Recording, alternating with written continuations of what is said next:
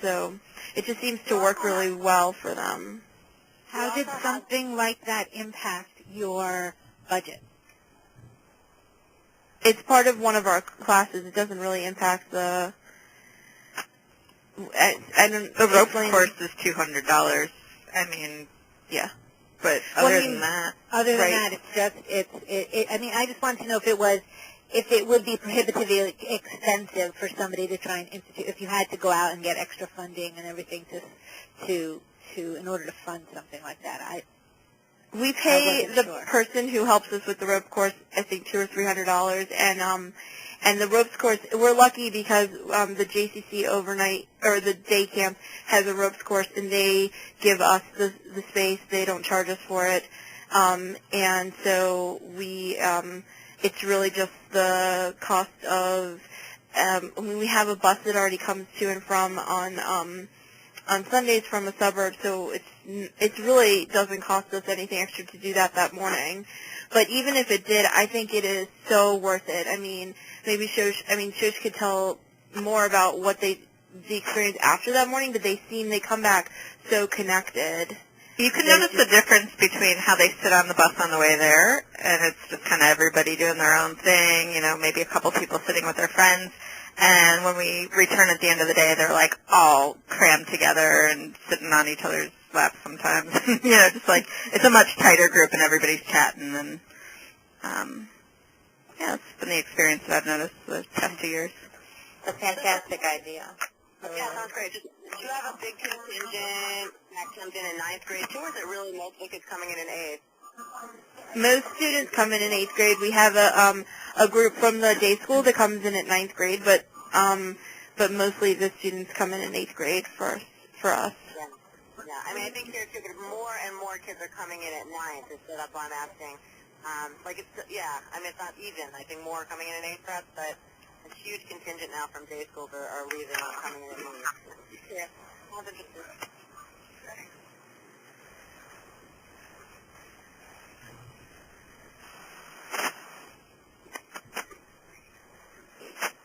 Does anybody else have anything else to comment as we move forward? Any questions or comments?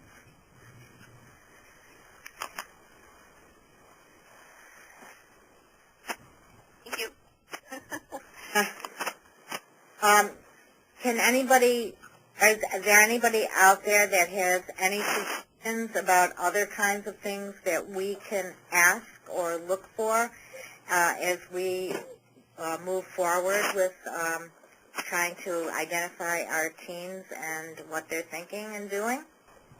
You mean, do we have questions for future? Do we have ideas for future Any questions? comments, questions as we move forward regarding our kids? Because anything, I think, the more we know our students and our participants, the better we can engage them, and the longer they'll stick with it. And if they find relevance in what they're doing, they're going to stick around.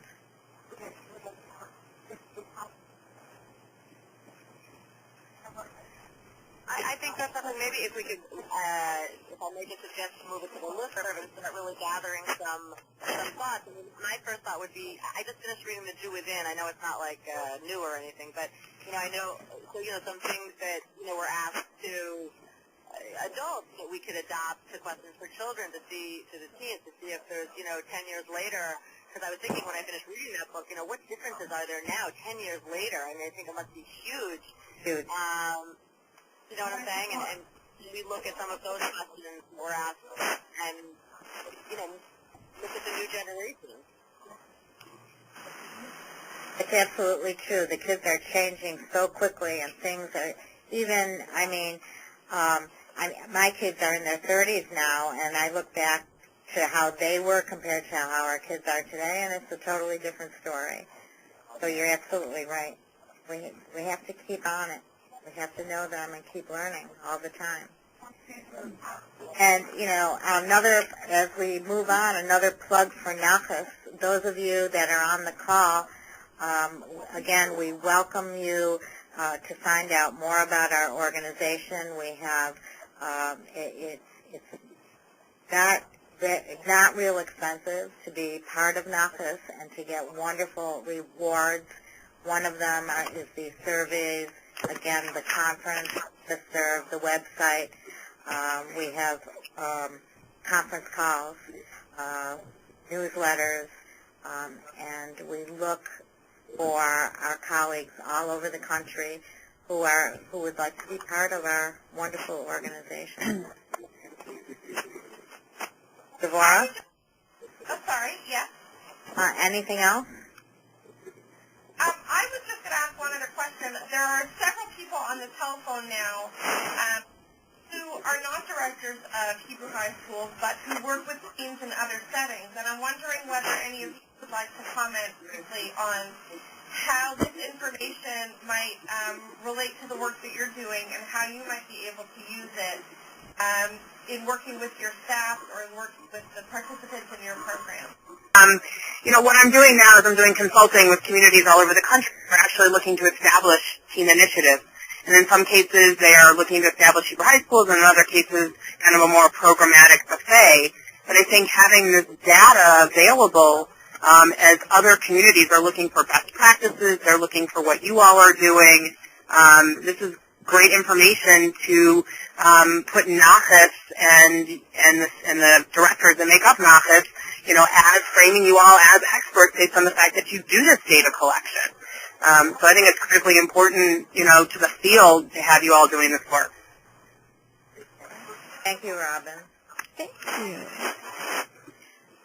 I work with one of those teen initiatives and the Agency for Jewish Learning, and I think some of the things I sometimes hear where I feel we can be a resource is groups that don't just want to be a youth group of Jews, they want to be a Jewish youth group. And I think a lot of times there is some base knowledge that teens in our community are missing. And I think if we can, I think they have a desire to express their Judaism, and if we can kind of incorporate some educational components on traditions and whatnot, that we can help that flourish.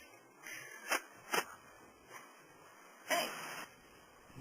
Well, I want to give Evan the last word, but I guess just before that, I would thank all of you for participating and encourage you to be in touch with me. This is Devorah directly.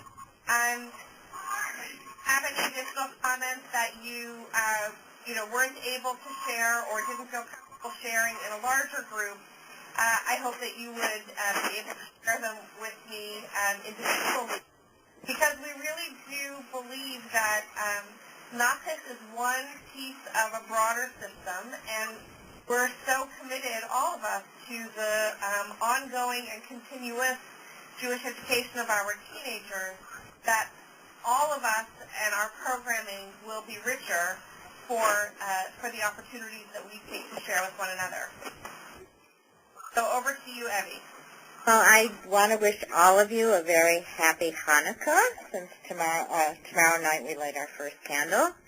And I hope we can continue this conversation as we move forward. So thanks so much for spending this hour with us, and have a wonderful holiday. Good. Bye, everybody. Bye.